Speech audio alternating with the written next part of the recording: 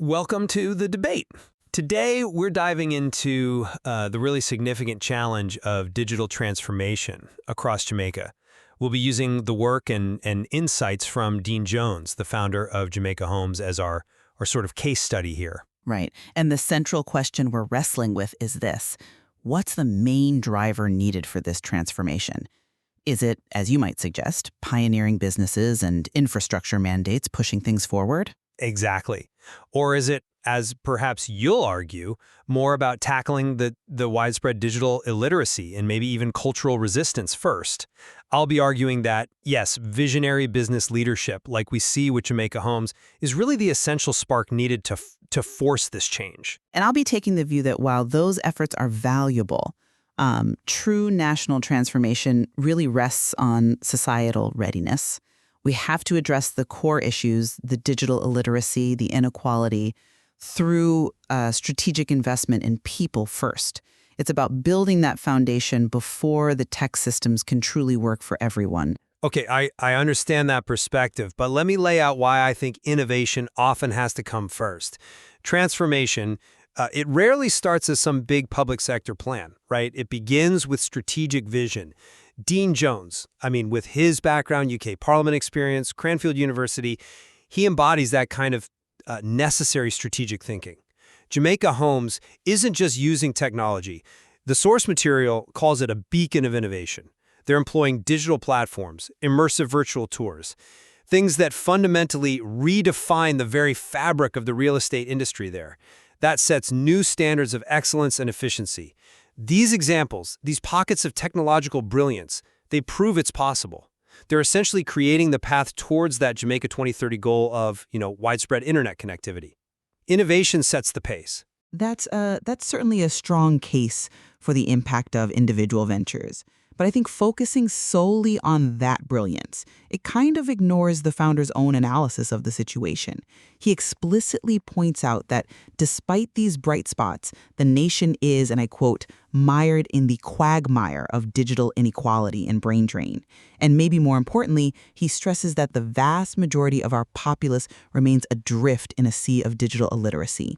Now, any big change, corporate or national, he says, it hinges upon the active participation and buy-in of individuals. So just shuffling systems around, like rolling out new internet infrastructure, without building that culture of understanding, that competence and empowerment, well, his words again, it's a recipe for failure.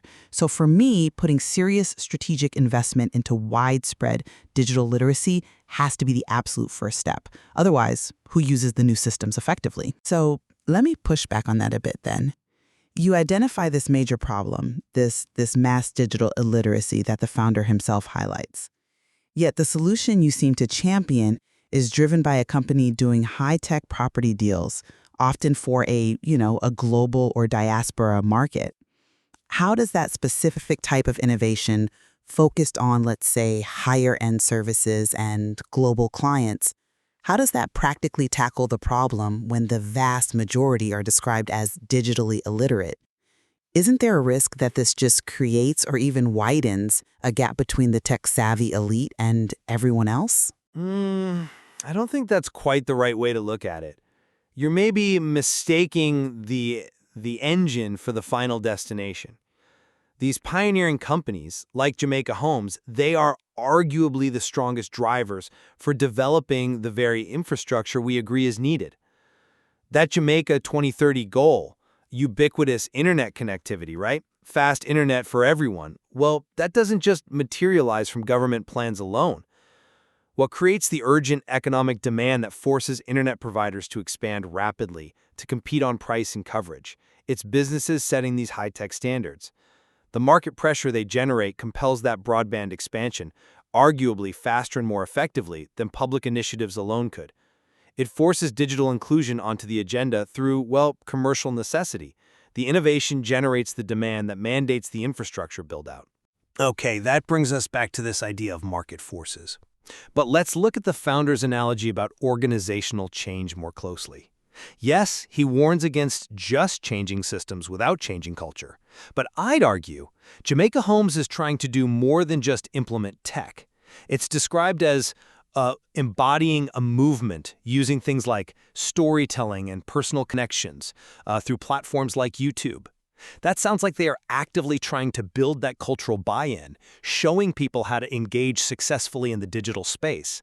They seem to be building that culture of understanding alongside their business, which is precisely the element the founder says is crucial to avoid that recipe for failure. I see how you're framing it, but the warning wasn't just for a single company. It felt like a national caution. The concern, the real crux of it, is this. You're prioritizing the infrastructure, the systems, the Jamaica 2030 goal potentially, before the majority have the skills, the understanding and empowerment to use it. If we invest, huge sums in getting internet everywhere, but most people lack the basic digital literacy to leverage it for, say, economic gain, education, or civic participation, don't we risk massive underutilization? That investment then mainly benefits those already advanced, pockets of technological brilliance you mentioned, leaving the rest of the population potentially even further behind, connected but still excluded. And we also need to be critical about the scope of the specific model, Jamaica Homes. The source material notes it caters widely clients worldwide, including the UK, and draws inspiration from British TV shows like A Place in the Sun.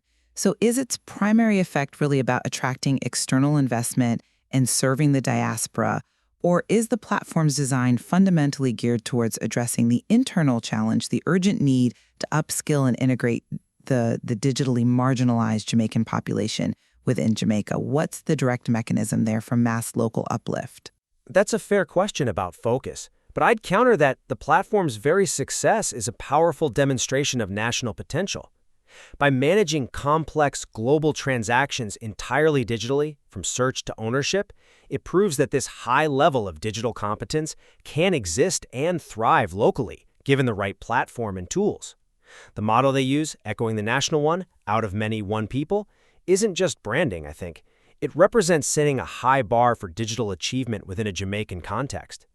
This model provides an aspirational blueprint. It shows what's possible, creates a pool of demonstrated local talent, and that itself can inspire and perhaps even inform how internal development and training happen. It's a testament to innovation within Jamaica. So just to summarize my view, while yes, literacy is crucial and needs addressing, the main engine for rapid, nationwide digital transformation has to be led by pioneers with vision and, frankly, the guts to innovate. The high standards they set create the economic imperative for the infrastructure growth that ultimately benefits everyone. We need to embrace that innovation now and let market forces drive the necessary expansion. And my position remains that truly inclusive national transformation requires a deliberate strategic focus first on the human element, overcoming that widespread digital illiteracy. Relying too heavily on market pressure from potentially niche, high-end services risks embedding inequality further, without first making a major investment in building that broad culture of understanding and empowerment. The vast majority won't be equipped to benefit from the new digital landscape, regardless of how advanced the infrastructure becomes. The people need to be ready for the tech. Otherwise, the tech serves only a select few. Well, this discussion certainly highlights the sheer complexity involved in trying to transform a nation that has, as the source notes, so much untapped potential, but also these really deep digital divides. Indeed. It leaves us, and perhaps our listeners, really weighing the critical question of priority.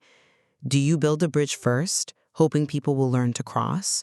Or do you focus on teaching everyone how to cross before committing fully to the bridge? There's clearly more to unpack here.